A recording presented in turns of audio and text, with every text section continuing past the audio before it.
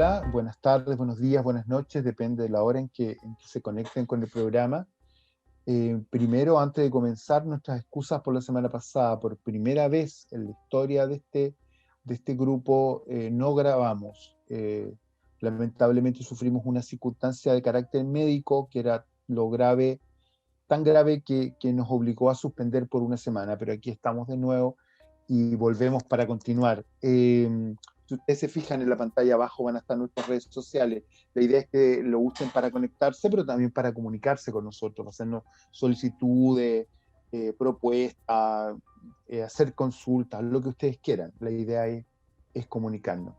Hoy día es 19 de diciembre. Nosotros normalmente no decimos el día en que estamos grabando, pero hoy día sí, porque es una fecha relevante. Por eso que parto hablando de la fecha. Yo cuando supe lo que se recuerda hoy, me sorprendió.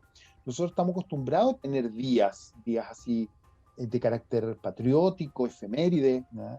Tenemos las fiestas patrias, también tenemos días religiosos, depende de los distintos credos, por ejemplo, la Semana Santa, que es más allá del mundo católico, le llega a todo el país.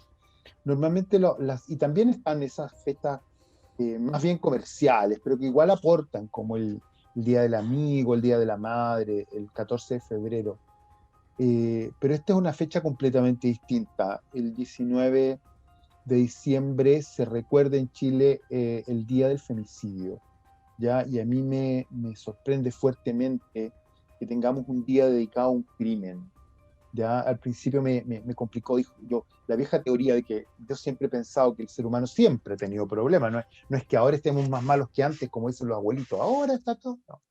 Hemos sido siempre iguales, pero no había sabido yo de un día dedicado a un crimen de este tipo, pero después me dije a mí mismo, es necesario que lo tengamos, porque es tan relevante este crimen de la sociedad chilena que tenemos que tener una fecha para que no se nos olvide, no se nos debería olvidar en todo el resto del año, pero una fecha en que paremos y reflexionemos lo que se pueda sobre este crimen monstruoso que está en toda Latinoamérica, que está en muchísimos países del mundo en general.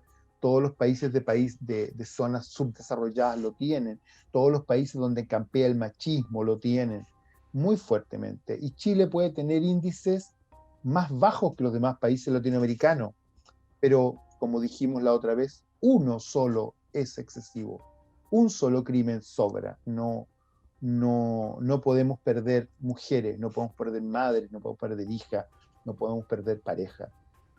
Y me gustaría partir, estoy como siempre junto a Sara Arriagán, estudiante de periodismo a punto de titularse, y ex detective, y Claudia Vázquez, que es periodista y relacionadora pública. Y quería partir preguntándole a Claudia, ¿por qué hoy día se recuerda el femicidio en Chile? Bueno, es un tema bien particular porque es la primera fecha nacional que tiene que ver con violencia de género, instaurada a raíz del asesinato, del parricidio, mejor dicho, de Javiera Neira Oportus, chiquitita de 6 años, que falleció luego de que su mamá, Claudia Neira, con su papá, Alfredo Cabrera, tuvieron una relación tóxica, con peleas, con violencia verbal y física por años, lo que detonó que en el 2005 Claudia hiciera una denuncia y luego de la denuncia obviamente dijeron que ellos se tenían que alejar para que no siguiera produciéndose esta fricción, pero el tribunal no dijo nada respecto de las visitas del padre a Javiera.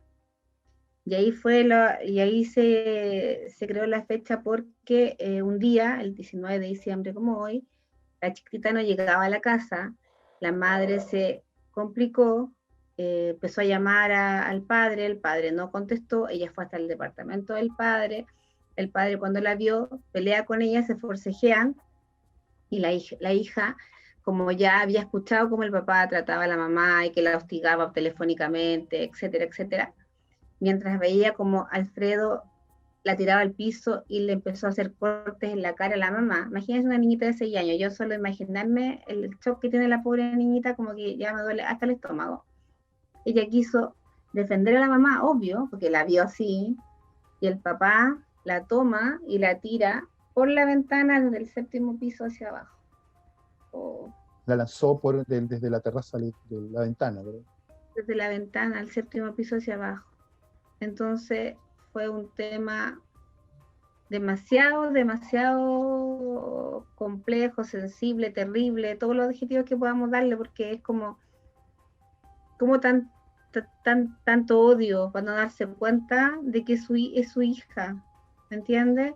Cuando la mamá quedó viva, por eso que un homicidio frustrado, operación parricidio, y ella es parte de la coordinadora 19 de diciembre, que se creó con la idea de que este día fuera instaurado contra el femicidio en Chile.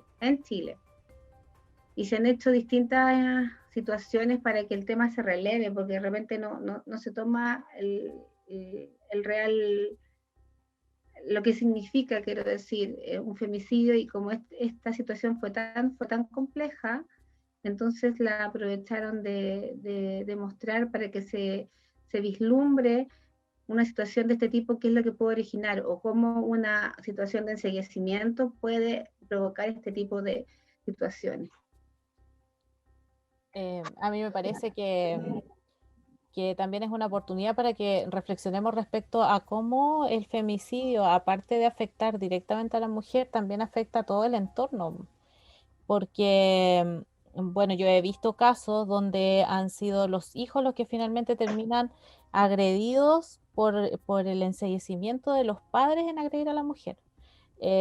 También hay casos donde finalmente son los hijos los que hacen que la mamá se dé cuenta de la agresión que ella está viviendo o de la situación en la que están todos metidos, porque finalmente la violencia hacia la mujer, que en Chile se considera como que la violencia intrafamiliar fuera solo hacia la mujer, pero finalmente se llama violencia intrafamiliar porque afecta a todas las personas que viven dentro del núcleo familiar, porque así como existe, ¿cómo se llama?, las agresiones hacia la mujer, los niños también están presentes y ven todo ese tipo de situaciones que finalmente también los van afectando y los van marcando de por vida, y que incluso han habido casos donde finalmente son los hijos que terminan, para terminar este ciclo de violencia, terminan con la vida del agresor. Me gustaría agregar algo que alguna vez conversaba con la doctora Cordero, o sea, que ella trabajaba en psiquiatría infantil, y me decía que los adultos agresores en gran cantidad fueron niños que fueron agredidos o vieron agresiones cuando menores. Así que no es solo ahora, están perpetuando la agresión en la próxima generación. Claro, porque en el fondo les enseñan a vivir así, pues es como una naturalización eterna de lo que es la violencia hacia la mujer o la violencia dentro del núcleo familiar, pues, porque no saben expresar sus sentimientos o no tienen otras herramientas para poder relacionarse con su familia. Tiene que ver también, yo creo, con la imitación. Es como cuando está las mamás, típico el ejemplo, están las mamás con el teléfono todo el día. Tun, tun, tun, tun, tun, tun, tun. Entonces los hijos toman el teléfono y ellos le dicen, pero ¿por qué siempre estás con el teléfono? No uses el teléfono, deja el teléfono ahí. Y los niños ven a la mamá con el teléfono. Entonces no hay coherencia. Es lo mismo en todas las situaciones. Si uno ve que la relación es así, bueno o malo, porque no tenías esa información todavía en tu cabeza, tú la tiendes a imitar. Entonces, claro, obviamente después las personas son agresivas o tienen relaciones tóxicas de ese tipo. Lo que me faltó decirles es que a Alfredo Cabrera lo condenaron a una cadena perpetua calificada de 40 años en el 2007. Y el juicio duró 1 año y medio, o sea, igual fue difícil para que se demorara tanto, ¿o no, Sara? ¿Se demoran tanto así los juicios? O sea, la investigación, pues el juicio no se puede demorar tanto. Sí, las investigaciones por lo general sí son demorosas. En nuestro país, desgraciadamente, a pesar de que se creó el sistema de la reforma procesal penal, que se suponía que iba a disminuir a 6 meses las investigaciones, la verdad es que eso no es así. En general siempre son más de 1 año, incluso hasta 2 años, dependiendo del caso, de casos que son de mayor complejidad, sí, pues, es demoroso.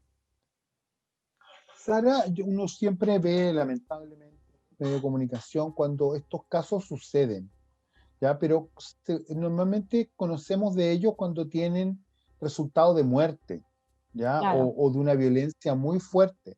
Pero se me ocurre que no sé, por cada uno de los que salen en televisión o en los diarios o en la radio con muerte, deben haber un montón de casos menos graves en el sentido de agresiones fuertes sin muerte, agresiones menores. O sea, tiene que haber toda una gama del abuso intrafamiliar. Sí. Sí, lo que pasa es que la violencia intrafamiliar tiene distintas miradas, o sea, porque, a ver, una violencia intrafamiliar puede ser denunciada, por ejemplo, ante un tribunal de familia si es que no hay lesiones.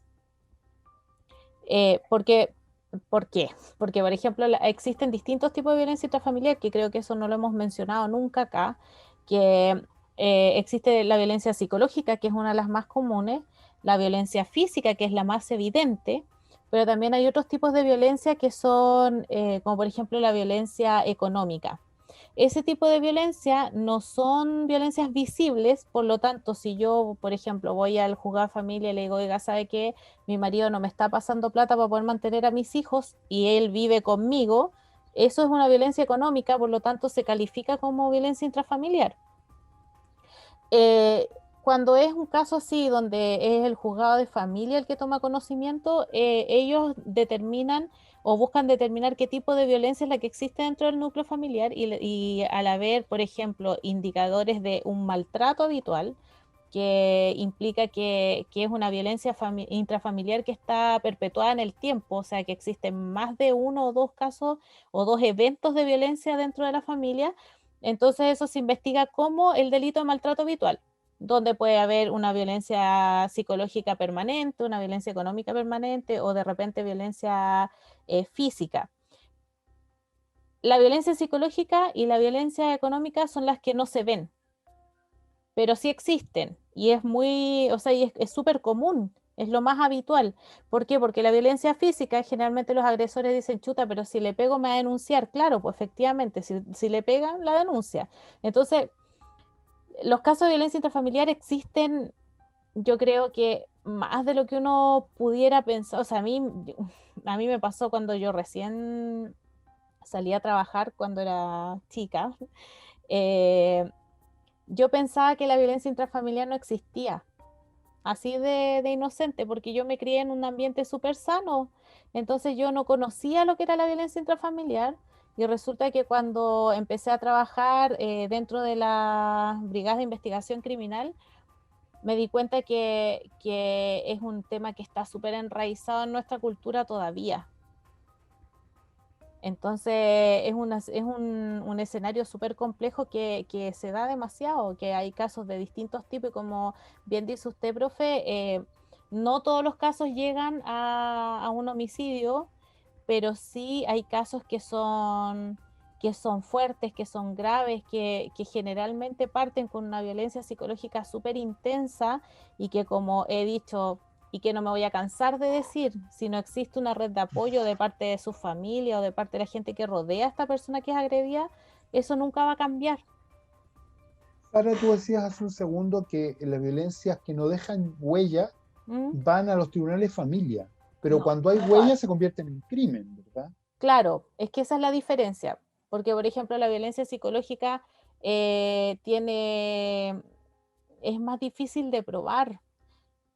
Eh, en- pero el tema es que, por ejemplo, cuando son violencias físicas, son calificadas como, por ejemplo, lesiones en contexto de violencia intrafamiliar o bueno, todo tipo de lesiones, lesiones leves, graves, menos graves, todo eso se califica, pero dentro del contexto de violencia intrafamiliar. Ahora, los otros delitos, o sea, los otros tipos de violencia no califican como delitos penales porque no lo son, a no ser de que el tribunal de familia determine de que existe una violencia reiterada en el tiempo y eso sí califica como maltrato habitual, que sí es una figura penal. No sé si se entendió, es que igual es como Sí. complejo. Sara, ¿y cuándo el tribunal puede otorgar esas medidas de protección que son tan controversiales? Porque parece que no siempre funcionan. Es que las medidas son distintos tipos de medidas. Las medidas, generalmente las personas tienden a confundir una medida de protección con una medida cautelar, que son dos cosas completamente distintas. Una medida de protección la puede decretar, por ejemplo, la puede ordenar la fiscalía, no decreta porque no es un tribunal propiamente tal, pero sí la ordena la fiscalía y son generalmente cumplidas por carabineros o por la PDI y que consisten en rondas periódicas.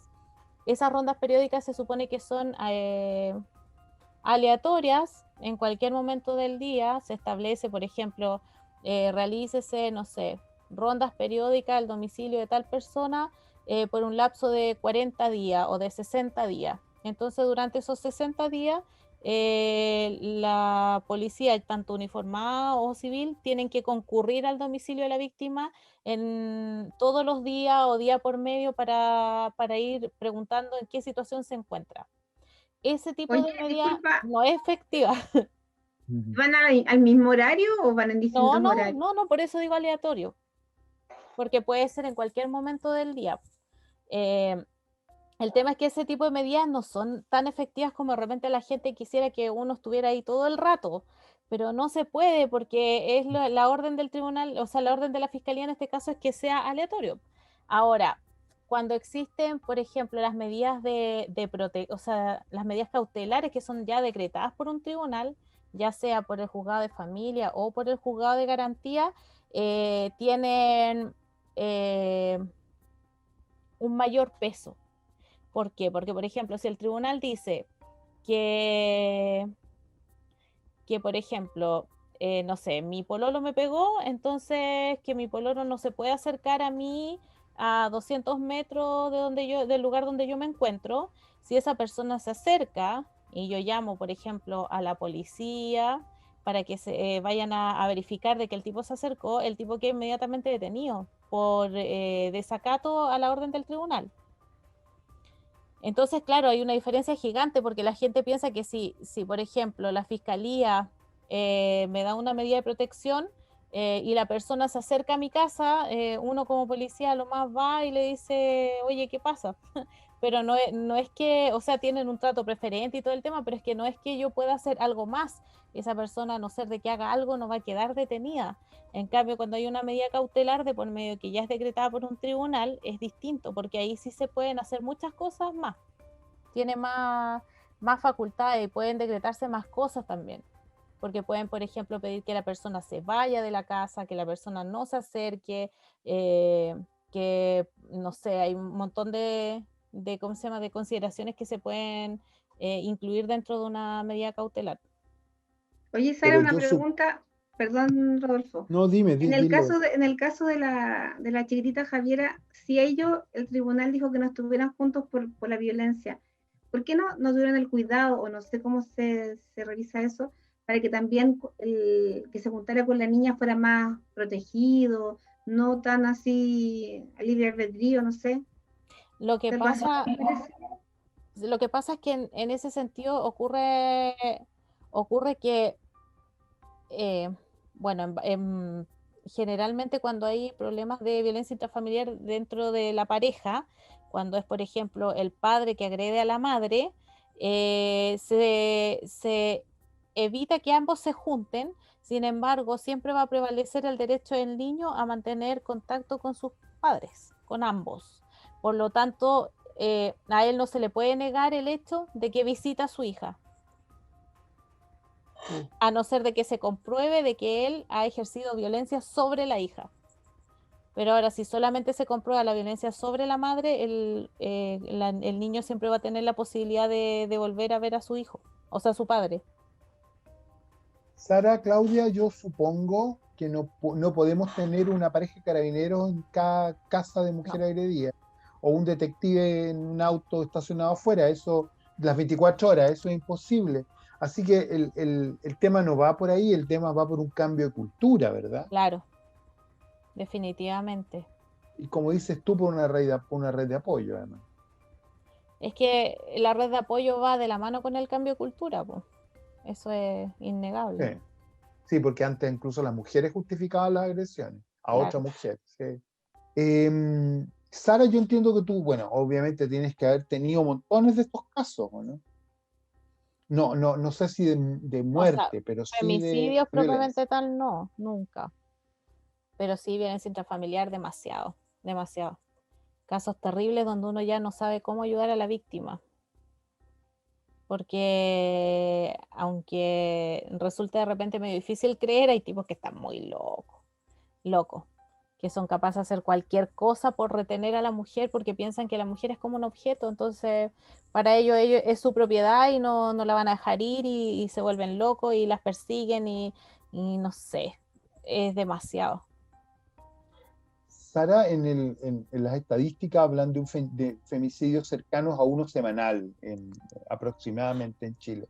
Pero la violencia en niveles altos, violencia física, es muchísima más. Claro, Son cientos de casos. sí, lo que pasa es que, bueno, igual hay que considerar que dentro de esa cantidad de casos que están contemplados como violencia física existen la cantidad de casos que no se han denunciado y la Además, cantidad de casos que se han desistido. lo conversamos la otra vez, sí, el Sí, señor que llega, pide perdón, la niña le claro. cree. Horrible. Claudia nos contó alguna vez que hay un teléfono y que ella puede dar fe que funciona, ¿verdad, Claudia? Sí, cuando uno se siente como complicado o agredido, puede llamar al 149, que es el teléfono del Ministerio de la Mujer y Equidad de Género. Y incluso si uno está llamando y tiene que cortar porque supuestamente está complicado, la pueden ver, le devuelven el llamado. Yo lo estaba usando para un trabajo que tenía que hacer en una investigación y corté apresuradamente. Y después la noche me llamaron de manera muy sigilosa para saber cómo estaba, si estaba bien, porque pensaron que había sido alguien que estaba en esa situación. Bueno, y lo otro es la mascarilla 19. Cuando uno va a una farmacia y dice que quiere la mascarilla 19, se alertan las personas porque esa persona sufre violencia contra la mujer. Y hay una campaña del Ministerio de la Mujer y Equidad de Género que suscribió un convenio para que a través de la farmacia se pudiera alertar de esa situación. Cuando las mujeres La tienen clave, claro, la es clave una es clave. la mascarilla 19. ¿Ya? Y la otra forma también que se está haciendo, así como están tan de moda las redes sociales, los stickers, uno se comunica a través de stickers, hay unos que dicen, llámame, estoy en peligro, o voy a llegar, me voy tarde, espérame.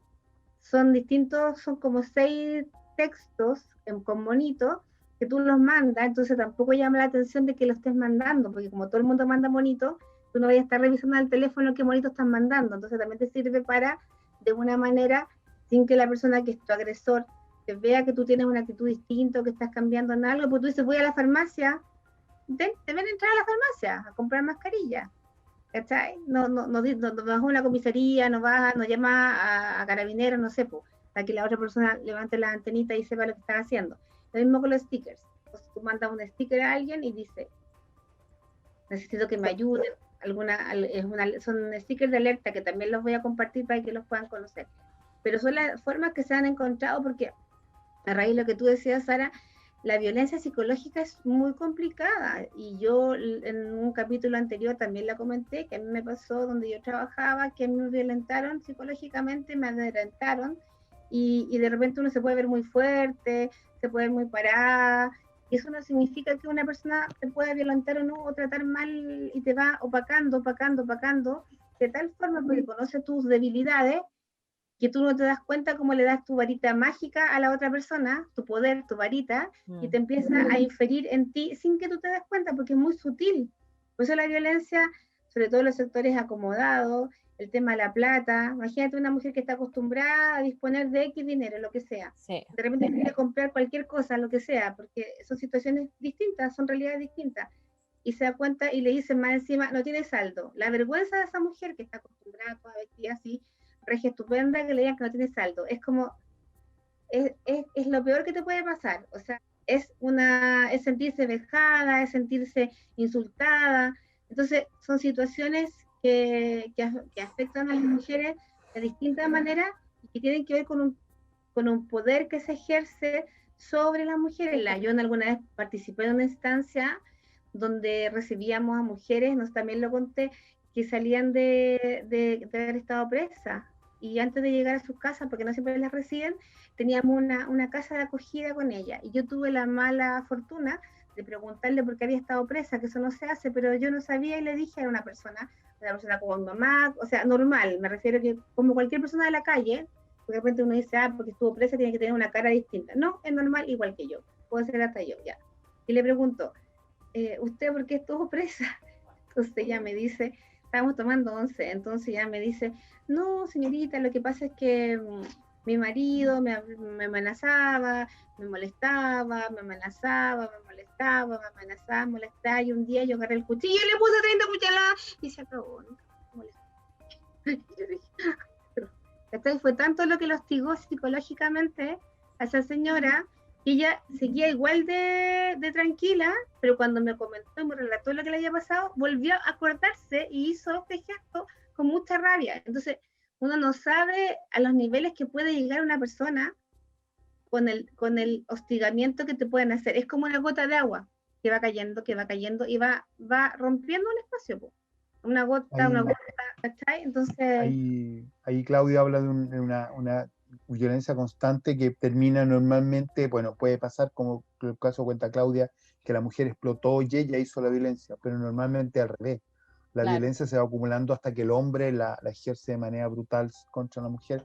Sara, yo quería preguntarte algo. Me sorprendió que habían dos cifras. La convocatoria de esta fecha habla de una cifra, las cifras oficiales son menores. ¿Por qué hay doble contabilidad de los femicidios en Chile? No es relevante, yo lo dijimos una vez, un muerto es inaceptable, pero me pareció raro que hayan dos contabilidades. Sí, es llamativo que existan dos cuentas distintas porque la verdad es que, bueno, la cifra oficial del gobierno es bastante inferior a la cifra de organizaciones feministas. El gobierno dice que son 40 femicidios que han sido consumados versus los 53, si no me equivoco, Claro, de esa es la diferencia, es 56. como... Sí, son 16 más. Las organizaciones feministas cuentan 16 femicidios más que el gobierno. Esto se ¿Son da, casos ambiguos? no es que no exista ambigüedad, en la legislación no Ya. existen ambigüedades de ese tipo. Lo que pasa es que las agrupaciones feministas en general abordan cada homicidio de una mujer como un femicidio. Es decir, si a una mujer se le mata por distintos, o sea, lo que pasa es que la ley dice que el femicidio es desde de un hombre hacia una mujer claramente, pero que tiene que haber de por medio una relación sentimental para que sea un femicidio tradicional, o este año con la ley Gabriela que se agregó el femicidio no íntimo, que es de ¿cómo se llama? Pololo.